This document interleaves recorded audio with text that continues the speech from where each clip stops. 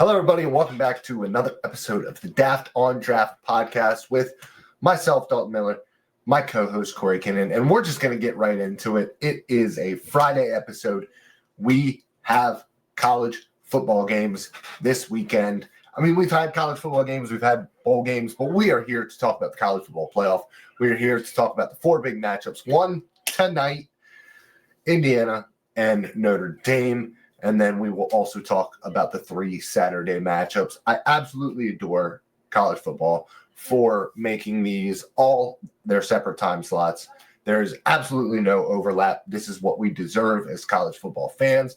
And we will get to sit down and watch maybe some underwhelming prospect on prospect matchups, but we will have prospects to watch in these games. So we are going to get into them. Like I said, I can't do it alone. I have my podcast partner, Cory Kinnan here. Cory, how are you doing today? I'm good, man. I'm ready to talk some college football playoffs. We made it. We made it. So I'm ready to talk some college football playoffs. Well, most of us made it. Most of us made it. Bo Pribula did not make it. No, he did not. But Pavia is coming back for another college football That's season. A huge precedent as well that he just set with that lawsuit, man. That's crazy. Yeah. I mean, we'll JUCO years don't count towards eligibility at all. Now no, that's not true. We'll figure out. So right now, the injunction is what grants him the extra year. So they can still rule on this later to make it count against. But Pavia will get that extra year. I mean, he's kind of getting lucky here. But yeah, I saw a Utah State running back enter the portal too because the injunction is active.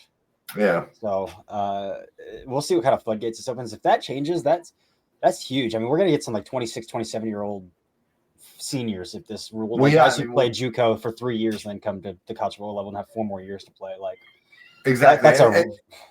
It's a bad precedent to set. It is a very bad precedent. It's a bad precedent to set. But yeah. Let's get into it, and let's just get into that Friday night matchup. We have Indiana number 10 versus Notre Dame number 7 at Notre Dame. In-state, first time in the college football playoff, which makes a whole lot of sense. But how are you feeling about this? What prospects are you really looking at in this game, Cory? Yeah, so I think obviously it's a big game for Curtis Rourke because the two other games he's had against teams that have high recruits, lots of horses in the stables, have been his 2 worst games that I've charted, that I've watched, that I've kind of broken down, and that's Michigan and Ohio State. They beat Michigan, but I thought it was a pretty rocky, pretty shaky performance from Curtis Rourke, and then obviously the wheels completely fell off against Ohio State. Notre Dame is also going to bring the heat. They're going to bring the fire. They've got the horses to just outrun, and we talked about this in the last podcast, that secondary is just going to beat down his receivers. So I don't think we're going to see a lot of schemed open success the way that we have with Indiana all season long. And so can Curtis Rourke overcome? We've talked all season long about how he just has kind of a middling arm for how big he is, Mason Rudolph-ish. And I don't think the arm talent is there to overcome much, but just how much can he manufacture while being outmanned, I should say, that's going to be something to watch because, again, the 2 times that it's happened so far has not been a stunning outcome. So I'll be interested to watch that. That's pretty much it from an Indiana perspective. I know people like the edge rusher Kamara a little bit as well for Indiana. I'm not going to talk about somebody I haven't watched, and I'm not going to talk about until he declares. But again, from Notre Dame's perspective, this game has Xavier Watts fingerprints all over it, because the way that you can overcome some schemed up looks is by having a very heady safety. And that's exactly what Xavier Watts is. Again, even if he's not anything more than an average athlete, that dude's wits and his ability to just find the football is off the charts. So this feels like a game that will have Xavier Watts fingerprints all over it. And this one kind of stinks because we're so used to Notre Dame having the horses on the offensive interior and an offensive tackle. And that would have been they're all young guys against Kamara and CJ West. But it's just like every time we get to talk about these games, we don't get to see the prospect versus prospect matchups that we want to see. And obviously, like, some of these guys might be going up against younger talent, though, who will eventually be NFL talents. But it does stink a little bit to have a matchup between the 10th best team and the 7th best team in college football and really be missing out on the prospect on prospect matchups. Now, I am a fan of Riley Leonard in the sense of I believe he can be a Daniel Jones-esque player at the NFL level.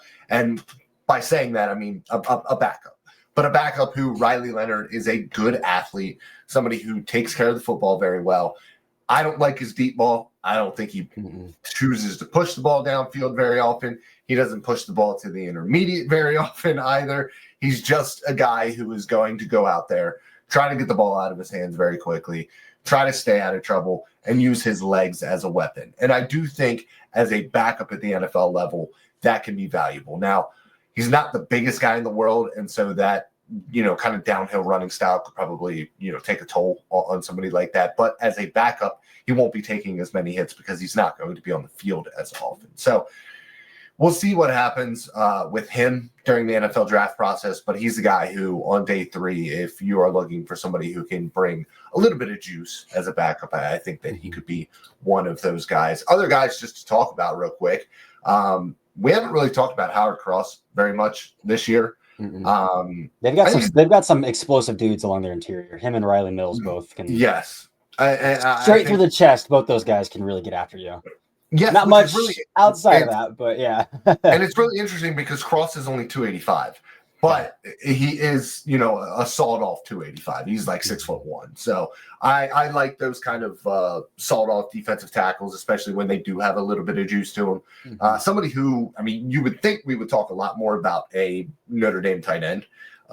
Mitchell Evans, kind of, but also the quarterback doesn't really give much opportunity to show your legitimate pass catching chops. And then RJ Oben, I think, has a couple of fans. That's a Duke transfer as an edge rusher.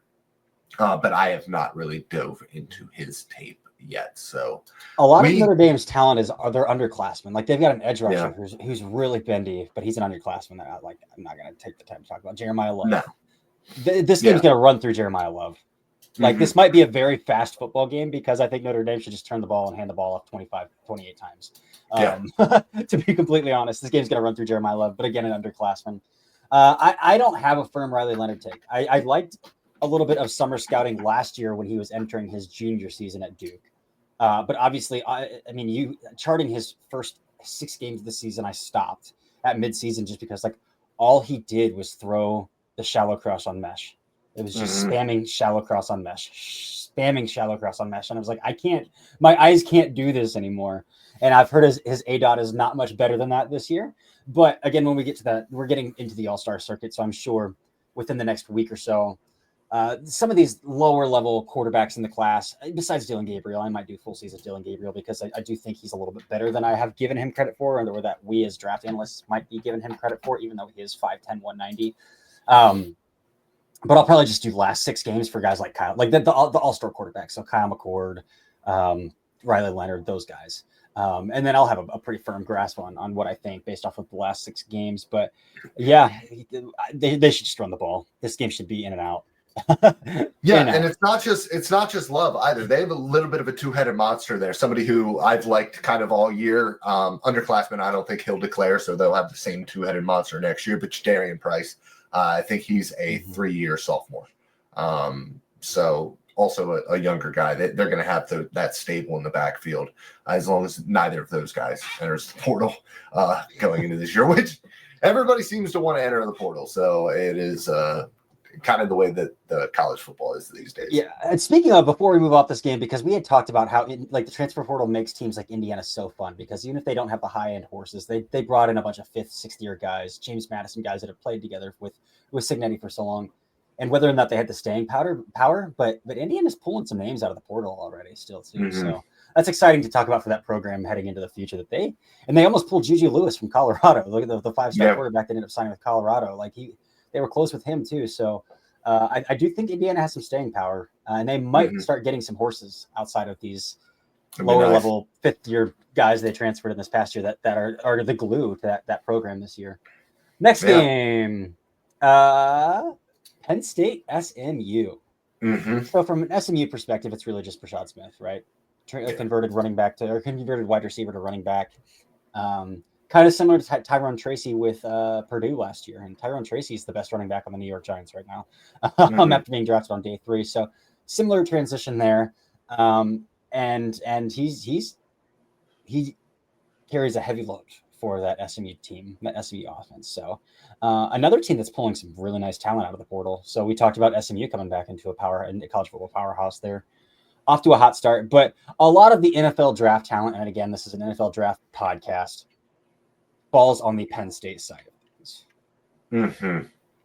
It really does, and we're talking about some legitimate horses on this side, on offense and defense, because we talked about Tyler Warren and Abdul Carter ad nauseum.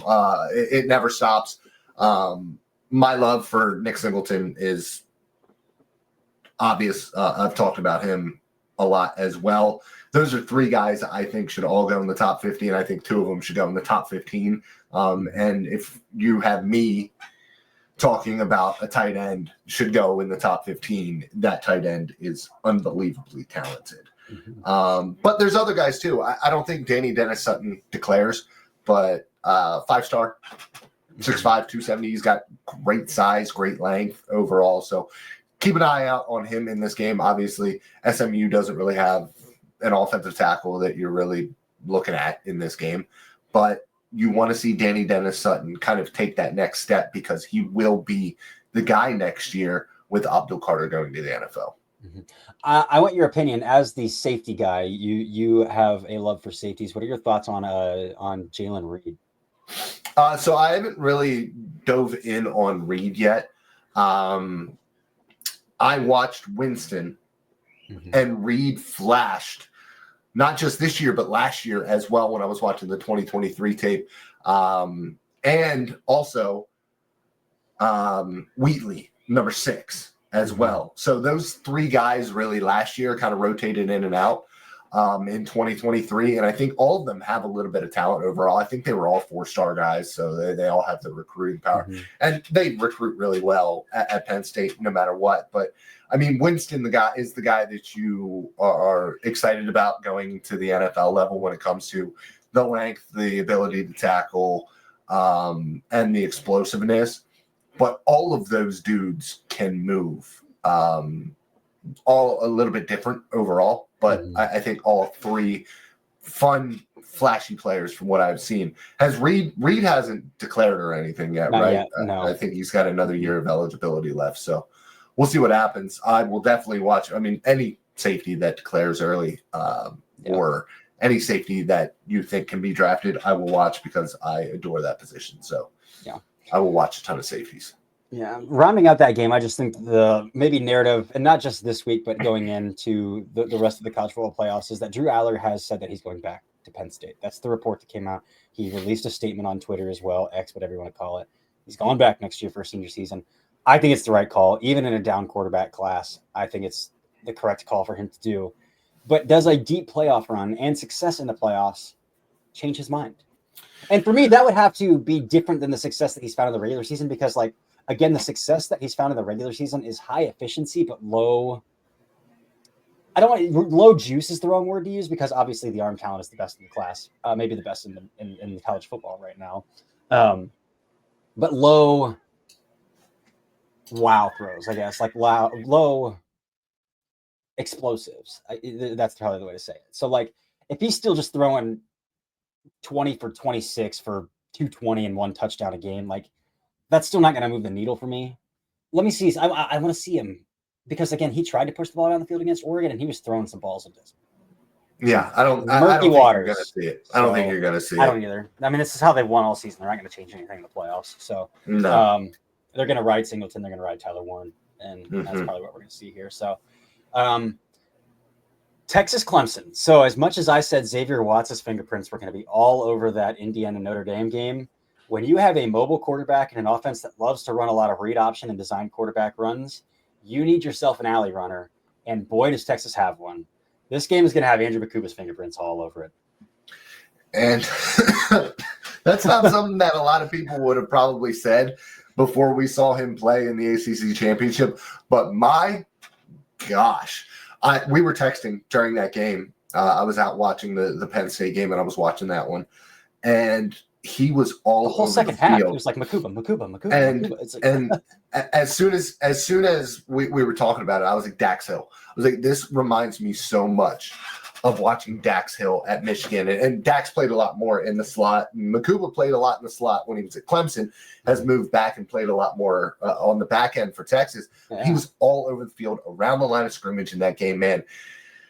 He is going to need that. He's going to need to be around the line of scrimmage, and he will fly everywhere. He is a smaller guy. He is a lean player. Even at like 190, he looks really lean out there. But he was flying everywhere in that football game. Had the targeting call that was rescinded rightfully. Yeah. But then he also has that ability to get down towards the line of scrimmage, be a backside hook defender, and sneak himself over to steal a pass from number 3 crossing from the other side. Yeah. So he is a dangerous player in this game. What do we think about a Buda Baker comparison? I think that's very lofty. Like a ceiling. A ceiling. Sure. Yeah. I mean, because I think he's a great athlete. And we're talking about somebody who, when I was working at PFN, Ian Cummings was all over Andrew Makuba early on, before last year started. Like, watching this kid, like, I love the way that he moves. I love the way that he plays. And so he was always very, very high on him. He had him as, a round 1, round 2 guy. And that was, in a different role. I love him playing on the back end as well. And I think that he has the ability to come down and survive in man-to-man coverage in the slot as well. So he's somebody who is a scheme versatile player. You might look at the size of it like, but he is a dog out there. A lot like I said, Dax Hill was at Michigan. It hasn't worked out at the NFL level. Sometimes it just doesn't. But I think he's a really fun college football player. Oh, 100%. 100%. I didn't even put it together until you said it, that this is a Makuba revenge game as well. Like, I knew he played at Clemson. I just didn't register. Yeah. Like, oh yeah, he's playing his old school this weekend. Yeah. As far as other prospects to watch, again, I talked about him a little bit, and I've been tweeting a lot and skeeting a lot about him this week. Matthew Golden, dude. Like, this guy flashes more and more every time I watch him. And his production really kicked up the last 3 weeks. And it was really the SEC championship game that, like, live, I was like, I got to watch this guy. And Matthew Golden is silky smooth, so refined at all the little things that make wide receivers successful, at the top of his routes with his hands, leveraging when he's stacking back over top to square back up before snapping off and keeping defensive backs on their heels. He's slippery off the line of scrimmage. He's not a burner. I'd say he's probably like a 4.48 kind of guy, but like, even working down the field though, he's got body control. He tracks the ball really, really well. He's got super soft hands, and he's going to go up against a couple corners. Neither are draft eligible this year, but a couple of really young, talented Clemson corners. And so Isaiah Bond is also reportedly it's facing an uphill battle to play in this game with an ankle injury, with that same ankle injury that's been bothering him. So this could be the Matthew Golden show. And if it is, man, he might be working his way into a top 32 pick. I put a second-round grade on him when I watched him this week, and I wrote up his report this week. I think he's just so fine-tuned at all of the small things, despite that lacking that top-end explosiveness, that I am all in on Matthew Golden. So I'm excited to watch him in this game against those talented corners. Give me the Gunnar Helm show in this game. Oh boy, yes. Give me the Gunnar Helm show in this game. I wish that there was somebody on that Texas Longhorns like edge rushing core that really got me excited about a matchup against Blake Miller. But Brennan Sorrell got a Senior Bowl invite, but he's okay. Yeah. And same way with the Clemson defensive line, or edge rushers, as I say. Obviously, Peter Woods along the interior, and Zamonte Capehart, who's a pretty stout one tech. But again, Clemson's edge, you don't really have anything to watch. I don't even know if Kelvin Banks is playing in this game, but for Cam Williams, I think Banks is probably playing this game as a playoff game. So I will say, man, that backup left tackle that's been playing for Texas is pretty good. Mm-hmm. I've got him starred for summer scouting because Mm-hmm. he stepped in for Kelvin Banks, and he's a pretty good young player too. Anything else in this Texas Clemson game that you'd like to bring up? I don't want to talk a damn second about Quinn Ewers. So yeah, I'm glad we can just skip over him right now. Battling an oblique injury. Let's move on. Yeah. All right. And then the headliner for the weekend is obviously the 8 versus 9 seed, Ohio State, Tennessee. This game has potential to be a heavyweight fight. We'll see how Ohio State bounces back if they have the fortitude as a program to overcome getting their teeth kicked in. That's the only way you can look at that Michigan game. You go into that game lofty favorites. A year you should win by at least 2 scores, and they just got their absolute teeth bashed in. How do they recover from that? The interior of their offensive line is not any better in this game. They're not any healthier. So, with that being said, you're going to have to go against Omari Thomas, and you're going to have to go against Omar Norman Lott. You are going to have to face Donovan Jackson at left tackle, out of position, where he's doing the best that he can. And I don't know if anybody's going to hold him playing subpar at left tackle against him in his NFL draft evaluation. They shouldn't. We talked about no, he's not a tackle. And we talked about James Pierce in our last episode. We both have as a top 13 player in this class. And James Pierce is lethally explosive, lethally bendy, and has an extremely active hands. That's a lot for that Ohio State offensive line. That's a lot. Yeah. But Ohio State's got so many horses, man. When you look at them on the defensive side of the ball, you're looking at Tyleik Williams, you're looking at Ty Hamilton, you're looking at JT, you're looking at Jack Sawyer. When you look at just their linebacking core has 3 or 4 dudes who you look at and they're like, they're probably NFL players. Mm-hmm. Denzel Burke. Outside of the Oregon game, I still don't think he's played terrible football this year. That Oregon game was atrocious, horrendous, but I still think he's a pretty good football player. Igmanosin, we know, he's a fun player, but he's the grabbiest player in college football. He's going to get picked on. They're going to go flag hunting against Igmanosin. Yeah. Lathan Ransom is a decent player. He's an NFL guy, and then Caleb Downs might be the best secondary player in college football behind Travis Hunter. So they have the dudes defensively, especially for a team in Tennessee that has really struggled to pass the football this year, even with Nico. Nico's been rough down the stretch, man. Even with Squirrel White and Chris Brazzell. Like, Brazzell is somebody who I love Brazzell coming out of Tulane when he transferred. PFN was super high on him. I watched him over the summer. I liked him over the summer, but Tennessee is where wide receivers go to not do anything. Except running a straight line or a slant. Yep. It's just a really tough offense. I think Spraggins is a guy who I've seen a little bit from when it comes to NFL draft talk and the interior, Cooper Mays as well. And so you will have those 2 guys going up against the interior of the Ohio State offensive line. That's really what I'm looking at, because I think unless Dylan Sampson can really have a big game, I don't know how Tennessee's offense does enough to get by Ohio State in this one, as long as that defensive front for Ohio State shows up, which with all of the horses that they have there, they should. They should. Historically, those edge rushers have been pretty spotty. Honestly, the real game wrecker is still on Tennessee's side of the ball. It's defensively. Yeah. Yeah. Honestly, if Tyleik Williams and Ty Hamilton can anchor in against Spraggins Mays in that interior, and they can keep Dylan Sampson under wraps, I think Ohio State should be fine. But if you give up 6 yards a pop to Dylan Sampson, this game's wraps. Yeah. Like if you can take pressure off of Nico's arm and you can spread the field out and let Dylan Sampson do what he's done all season, then this game's wraps. It's wraps. It's just what it is. So even though I really like Sonny Styles, and I think he would declare if he didn't reclassify his senior year of high school, he's a third-year junior at the age of, I think he's still only 18 years old, 19 years old. So I'm pretty sure he's going to go back to Ohio State, but I think he would go second round if he came out this year, because I think he's a really good player. But I think this is going to come down to Ty Hamilton and Tyleik Williams, and how well can you guys anchor in up front and keep your linebackers clean. keep a gold star in Dylan Sampson.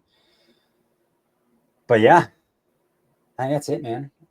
That is it. Yeah. Those are the games. We have already done our predictions. That was in an earlier episode. So we've kind of talked about it all, man. We have. And now we just get to sit back and relax. Yeah. Exactly. I'm ready to watch it all. We get to kick our legs up a little bit here. So excited about that. By the time this episode comes out, Notre Dame, Indiana will be in about 12 hours. So you guys enjoy as well. If that's it for Dalton, that's it for me. And that's it for another episode of the Daft on Draft podcast.